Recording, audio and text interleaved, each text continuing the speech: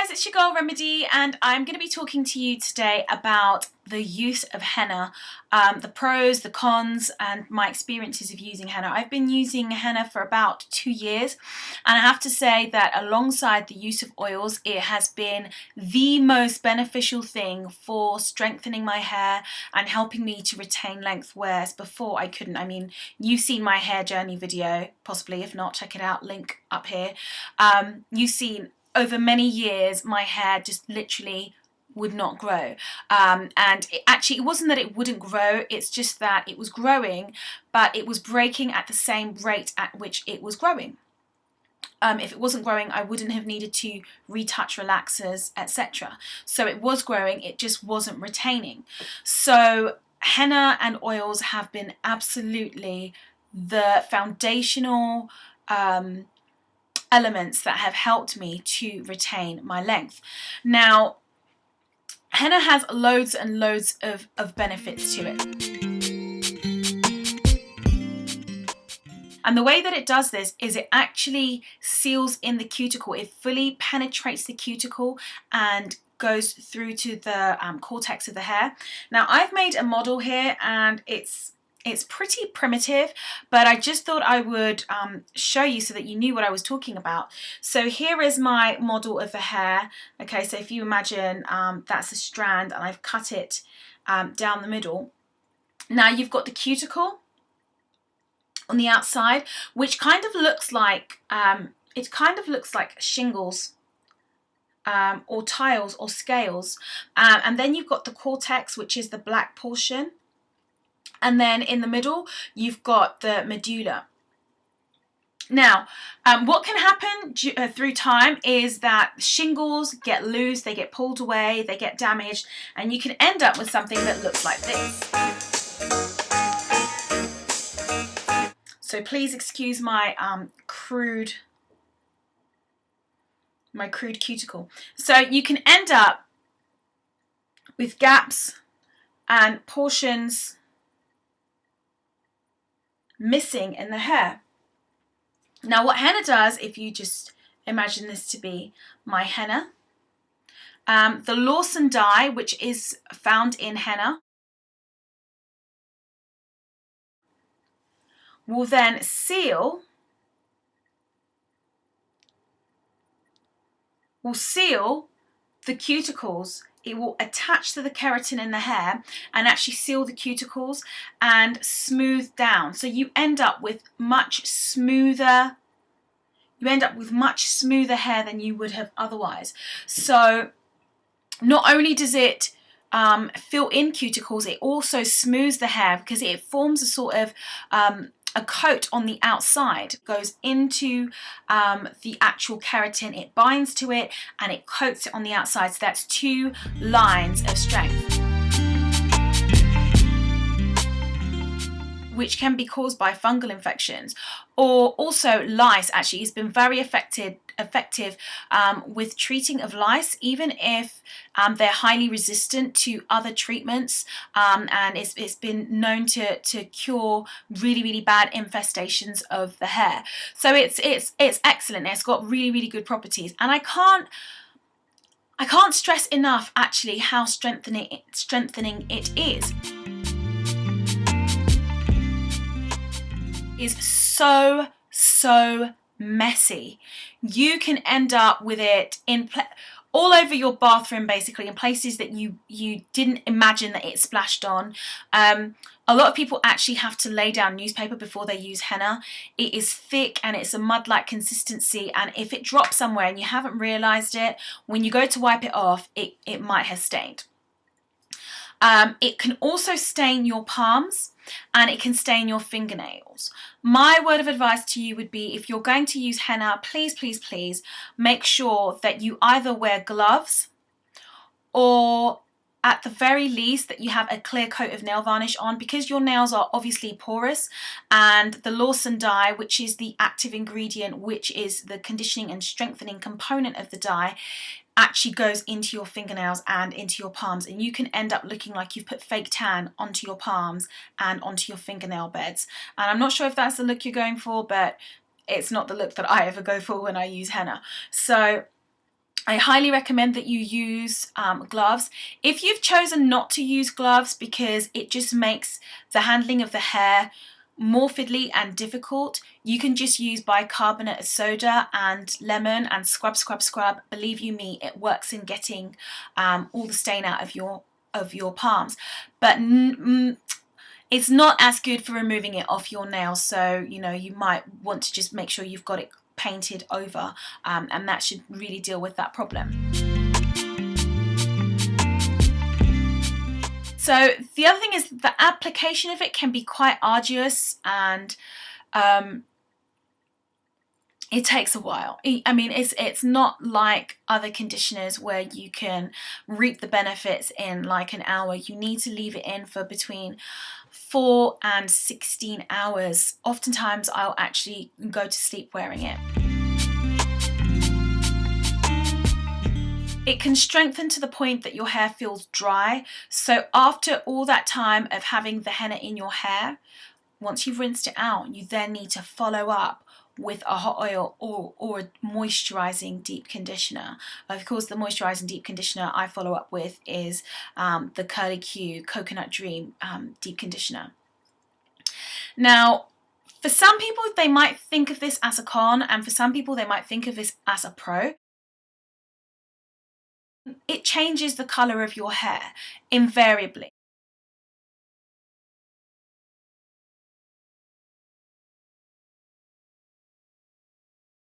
And I guess the problem with it is you can never predict the kind of hue that it's going to take, like the depth of the red or the brown. So sometimes, you know, your hair can look quite coppery in some lights, and in other lights it can look more of a deep brown. So the downside is definitely for some people that it colours hair, but for other people they might like to play around with their hair colour, so it's not such a bad thing. There is a characteristic smell. After you've washed it out, your hair can smell a little bit herby or grass-like, and the smell lingers for a little while. And some people really love it. It's very natural and earthy. I actually quite like the smell of henna, but some people don't, and I can completely understand it. It's different to most things that you would have come across. So that's one thing. Now, if you do not like the smell of henna, a word of advice would be that you can rinse your hair through. So you can rinse your hair through with a fragrant tea, or with water that has essential oils in. So for example, rosemary or lavender or even jasmine. You can put that into water and you can rinse your hair through with that. But the smell does go in a couple of days. And even if you manage to dye your palms, the colour will go in a couple of days. The other thing is that if you wash the henna out of your hair and it's like some crazy bright copper colour and you're not feeling it, don't worry. In a couple of days, the colour oxidizes and then it changes and it darkens down. You could actually use henna and mix it with amla. That's what I chose to do. I explored the use of different Ayurvedic powders. Now, I didn't use amla in my henna treatments to darken it, but I found that to actually be an effect of using the amla.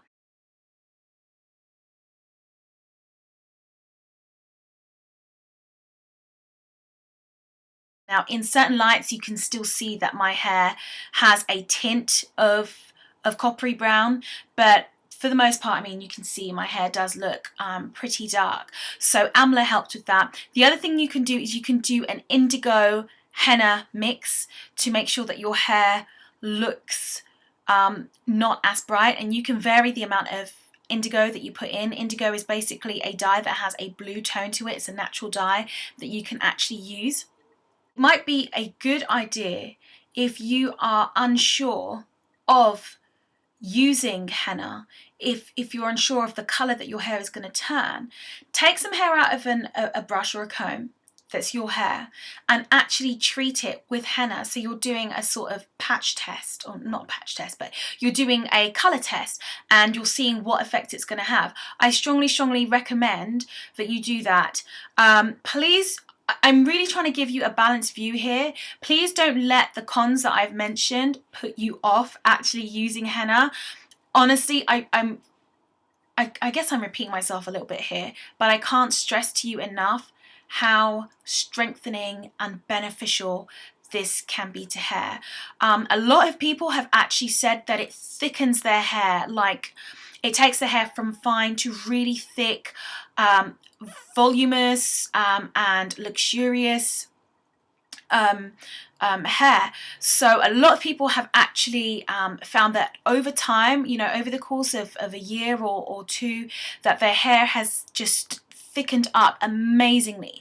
I can't really comment on that because obviously I've been using it during my transition from very processed, I guess, relaxed hair or texlaxed hair to now being natural. So obviously my hair's gone thicker.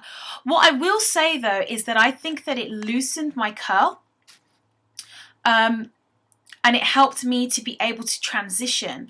I think that it makes your curls pop, but it also loosens them and allows them to drop. And for some people that's a positive thing, for some people that's a negative. Obviously if your curls are loosening out, it helps to combat the effects of shrinkage, which is something that a lot of naturals kind of have to deal with, the fact that you can't really enjoy your length because it's all curled and shrunk up. So that's another positive, con, depends on how you look at it. This is really important because I don't want you to watch this video, go to your local beauty supply store or Indian grocery store and buy the first henna that your hands touch, or the most expensive henna, and think, okay, right, this is going to do the deed. Sometimes you see hennas that say that they're going to give you blonde, black or brunette hair. Stay away from those. They tend to have metal salts and things added to them that can be very damaging to your hair. They can literally latch onto your hair, form a coating, a metal coating that can leave your hair dull and full of toxins. So please stay away. Also, if you buy these hennas that promise that they're going to change your hair color to blonde, or you know, or dark black, brown sort of tones, they tend to be very reactive to permanent hair color. So if you've bleached your hair, if you've colored your hair previously and then you put this henna on, your hair can turn, I'm not kidding, your hair can turn green, it can turn purple, it can turn really unnatural colors that you might not desire to have, and they can be so unpredictable as to the yield that you have. So the best thing that you need to do is you need to look for henna that is used for body art. Now henna, when it's growing, it produces this dye called Lawson, and I forget, I think it's about between 2 and 4%, 2 and 5% of the actual henna plant is actually this Lawson dye. Now the lower end species or types of henna that have the lower end amounts of Lawson, they are ground up very coarsely and they are sold for the hair industry, the hair industry aspect of henna. The henna leaves that are, you know, 5% Lawson dye, they produce a much more intense and rich colour, and the colour and the conditioning, they kind of go hand in hand. So that Lawson dye is what penetrates into the cuticle, binds to the cuticle and reaches through even to the outer parts of the medulla. The henna leaves and plants that yield a higher amount of Lawson dye, they are ground up and a lot more finely, and they are sold off to be used for body art. So that's actually what you're interested in. If you want to purchase one that is good for body art, it's body art quality, it is the best.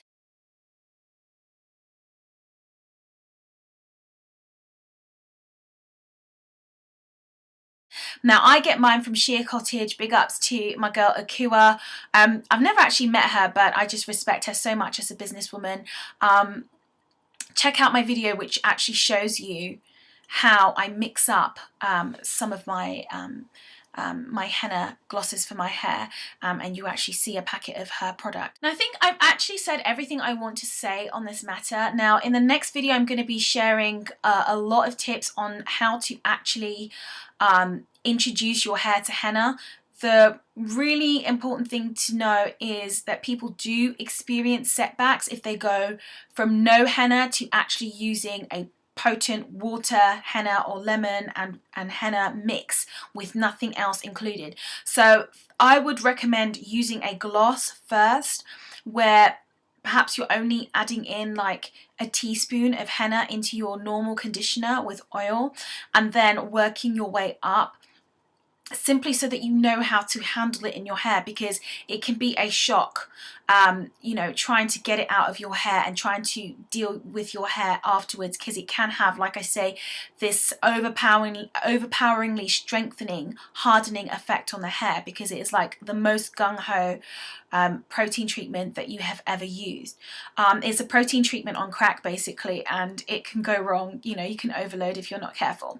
So in my next video I'm going to be talking about how I make up my mixes. Please do like or comment below. Please let me know if it's useful. I know it's kind of been a little bit waffly, but I just wanted to give you something meaty. I didn't want it to be superficial. I really wanted to give you the science behind it. So if you enjoyed it, if you appreciated it, if it was helpful, please do thumbs up, please do like, and also please do subscribe. Okay, blessings, until next time, bye.